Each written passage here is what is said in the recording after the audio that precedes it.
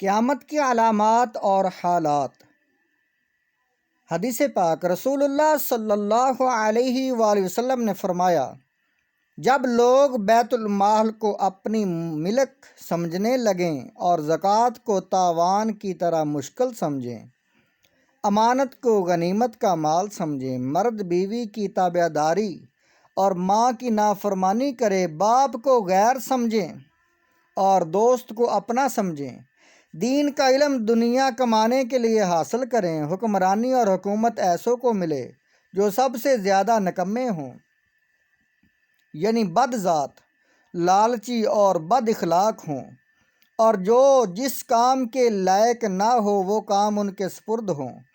لوگ ظالموں کی تعظیم اس خوف سے کریں کہ یہ ہمیں تکلیف نہ پہنچائیں، شراب کھلا پی جانے لگے، ناچنے گانے والی عورتوں کا رواج ہو جائے، موسیقی کے آلات کثرت سے ہو جائیں، پچھلے لوگ امت کے پہلے بزرگوں کو برا بھلا کہنے لگیں، تو ایسے وقت میں تم لوگ آفتوں کا انتظار کرو جو لگاتار اس طرح آنے لگیں گی جیسے بہت سے دانے کسی دھاگے میں پرو رکھے ہوں اور وہ دھاگا ٹوٹ جائے اور سب دانے یکے بعد دیگرے گرنے لگیں۔ یہ نشانیاں بھی آئی ہیں کہ دین کا علم کم ہو جائے گا، جھوٹ بولنا ہنر سمجھا جائے گا، امانت کا خیال دلوں سے جاتا رہے گا، حیا و شرم جاتی رہے گی، ہر طرف کافروں کا غلبہ ہو جائے گا، نئی نئی غلط سلط باتیں ایجاد ہونے لگیں گی، اور اس وقت ملک شام میں ایک شخص پیدا ہوگا جو سیدوں کا خون کرے گا، اور مصر و شام میں اس کا حکم چلے گا۔ جب یہ ساری نشانیاں ہو جائیں گی اس وقت سب ملکوں میں عیسائیوں کی حکمرانی ہو جائے گی۔ اسی عرصے میں روم کے مسلمان بادشاہ کی عیسائیوں کی ایک جماعت سے لڑائی ہوگی اور عیسائیوں کی دوسری جماعت سے صلح ہو جائے گی۔ دشمن جماعت پر شہر قسطنطنیہ پر چڑھائی کر کے قبضہ کرے گی، وہ بادشاہ اپنا ملک چھوڑ کر شام کے ملک میں چلا جائے گا اور عیسائیوں کی جس جماعت سے صلح ہوئی تھی اس کو اپنے ساتھ شامل کر کے اس دشمن جماعت سے بھرپور لڑائی لڑے گا اور اسلام کے لشکر کو فتح ہوگی۔ ایک دن حلیف عیسائیوں میں سے ایک شخص ایک مسلمان کے سامنے کہنے لگے گا کہ ہماری صلیب کی برکت سے فتح ہوئی، مسلمان اس کے جواب میں کہے گا کہ اسلام کی برکت سے فتح ہوئی۔ اسی میں بات بڑھ جائے گی یہاں تک کہ دونوں اپنے اپنے مذہب والوں کو پکار کر جمع کر لیں گے اور آپس میں لڑائی ہوگی۔ اس میں اسلام کا بادشاہ شہید ہو جائے گا اور شام کے ملک میں بھی عیسائیوں کی عملداری ہو جائے گی اور یہ عیسائی اور اس دشمن جماعت سے صلح کر لیں گے۔ بچے کچھ مسلمان مدینہ کو چلے جائیں گے اور خیبر تک عیسائیوں کی حکمرانی ہو جائے گی۔ اس وقت مسلمانوں کو فکر لاحق ہو جائے گی کہ حضرت مہدی کو تلاش کرنا چاہیے تاکہ ان مصیبتوں سے جان چھوٹے۔ اس وقت حضرت مہدی مدینہ منورہ میں ہوں گے اور اس ڈر سے کہ کہیں لوگ حکومت قبول کرنے کے لیے مجبور نہ کریں مدینہ منورہ سے مکہ معظمہ کو چلے جائیں گے، اور اس زمانے کے ولی جو ابدال کا درجہ رکھتے ہیں سب حضرت مہدی کی تلاش میں ہوں گے، اور بعض لوگ مہدی ہونے کے جھوٹے دعوے کرنا شروع کر دیں گے۔ غرض حضرت مہدی خانہ کعبہ کا طواف کرتے ہوئے حجر اسود اور مقام ابراہیم کے درمیان ہوں گے کہ بعض نیک لوگ ان کو پہچان لیں گے اور اصرار کر کے حاکم بنانے کے لیے ان کے ہاتھ پر بیعت کر لیں گے، اور اسی بیعت میں ایک آواز آسمان سے آئے گی جس کو وہاں موجود سب لوگ سنیں گے۔ وہ آواز یہ ہوگی کہ یہ اللہ تعالیٰ کے خلیفہ یعنی حاکم بنائے ہوئے حضرت مہدی ہیں، اور حضرت مہدی کے ظہور سے قیامت کی بڑی نشانیاں شروع ہو جائیں گی۔ جب آپ کی بیعت کا واقعہ مشہور ہوگا تو مدینہ منورہ میں جو فوجیں مسلمانوں کی ہوں گی وہ مکہ چلی آئیں گی، اور ملک شام، عراق اور یمن کے ابدال اور اولیاء صاحب آپ کی خدمت میں حاضر ہوں گے، اور بھی عرب کے بہت سی فوجیں اکٹھی ہو جائیں گی۔ جب یہ خبر مسلمانوں میں مشہور ہوگی ایک شخص خراسان سے حضرت مہدی کی مدد کے لیے ایک بڑی فوج لے کر چلے گا، جس کے لشکر کے آگے چلنے والے حصے کے سردار کا نام منصور ہوگا۔ وہ راستے میں بہت سے بددینوں کا صفایا کرتا ہوا جائے گا۔ جس شامی شخص کا اوپر ذکر آیا کہ سجدوں کا دشمن ہوگا، چونکہ حضرت مہدی بھی سید ہوں گے، وہ شخص حضرت مہدی سے لڑنے کے لیے ایک فوج بھیجے گا۔ جب یہ فوج مکہ اور مدینہ کے درمیان کے جنگل میں پہنچے گی اور ایک پہاڑ کے نیچے ٹھہرے گی تو یہ سب کے سب زمین میں دنس جائیں گے۔ صرف 2 آدمی بچ جائیں گے، جن میں سے ایک تو حضرت مہدی کو جا کر خبر دے گا اور دوسرا اس شامی کو خبر پہنچائے گا۔ عیسائی ہر طرف سے فوجیں جمع کریں گے اور مسلمانوں سے لڑنے کی تیاری کریں گے۔ اس لشکر میں اسی روز 80 جھنڈے ہوں گے۔ اس روز 80 جھنڈے ہوں گے اور ہر جھنڈے کے ساتھ 12,000 آدمی ہوں گے۔ کل 9,60,000 آدمی ہوں گے۔ حضرت مہدی مکہ سے چل کر مدینہ تشریف لائیں گی اور وہاں رسول اللہ صلی اللہ علیہ وسلم کے روضہ مبارک کی زیارت کر کے شام کی طرف روانہ ہوں گے اور شہر دمشق تک پہنچنے پائیں گے کہ دوسری طرف سے عیسائیوں کی فوج مقابلہ میں آ جائے گی۔ حضرت مہدی کی فوج 3 حصوں میں تقسیم ہو جائے گی۔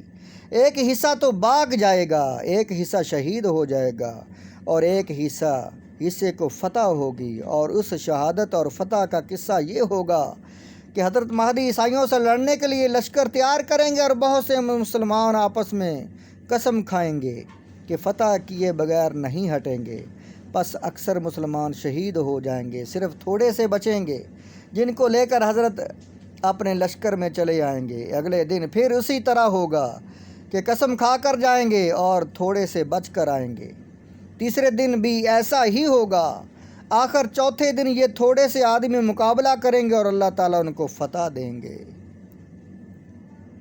پھر کافروں کا حوصلہ ٹوٹ جائے گا۔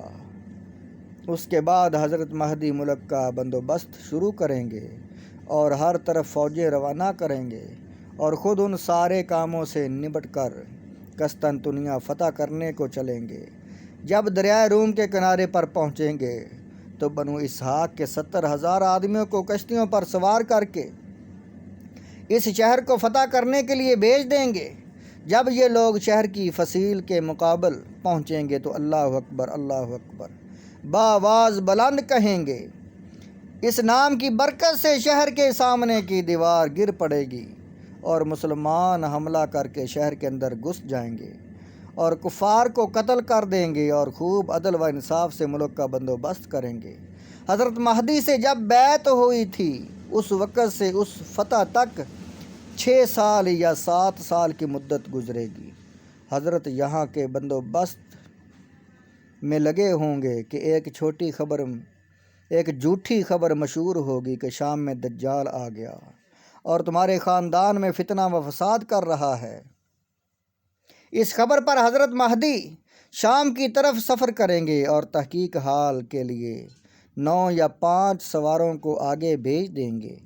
ان میں سے ایک شخص آ کر خبر دے گا کہ وہ خبر محض غلط تھی، ابھی دجال نہیں نکلا۔ حضرت کو اطمینان ہو جائے گا اور پھر سفر میں جلدی نہیں کریں گے۔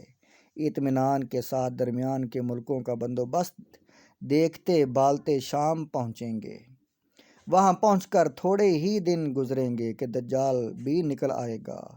دجال یہودیوں کی قوم میں سے ہوگا، پہلے شام اور عراق کے درمیان میں سے نکلے گا اور نبوت کا دعویٰ کرے گا، پھر اصفہان میں پہنچے گا اور وہاں کے 70,000 یہودی اس کے ساتھ ہو جائیں گے اور پھر خدائی کا دعویٰ شروع کر دے گا۔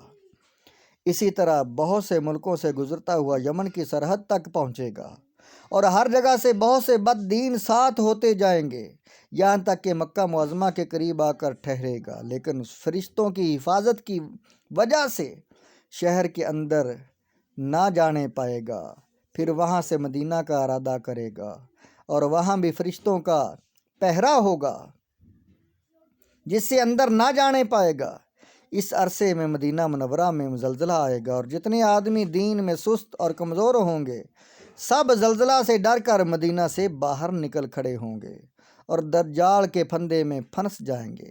اس وقت مدینہ میں ایک بزرگ ہوں گے جو دجال سے خوب بحث کریں گے۔ دجال جنجلا کر ان کو قتل کر دے گا اور پھر زندہ کر کے پوچھے گا اب تو مجھے خدا مانتا ہے؟ وہ کہیں گے اب تو اور بھی یقین ہو گیا کہ تو دجال ہے۔ پھر وہ ان کو مارنا چاہے گا مگر اس کا کچھ بس نہ چلے گا اور ان پر کوئی چیز اثر نہیں کرے گی۔ وہاں سے دجال ملک شام کو روانہ ہوگا۔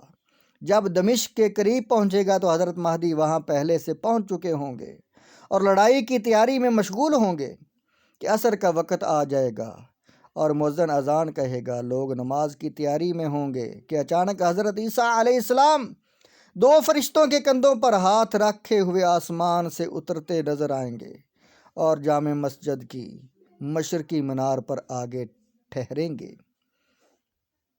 اور وہاں سے زینہ لگا کر نیچے تشریف لائیں گے۔